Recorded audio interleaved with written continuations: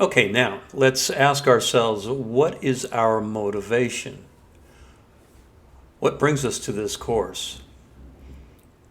What 5 things in our life have been affected? Just think about it. Think about how you live your life, and now that you have student loan debt, and you need to make those payments typically when there's not a worldwide pandemic,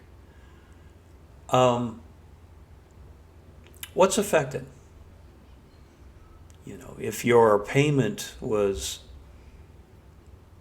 cut in half, for example, how would that impact your life? It won't take you a second. Grab a little scrap of paper and write down 5 things that that have been affected, and let's share.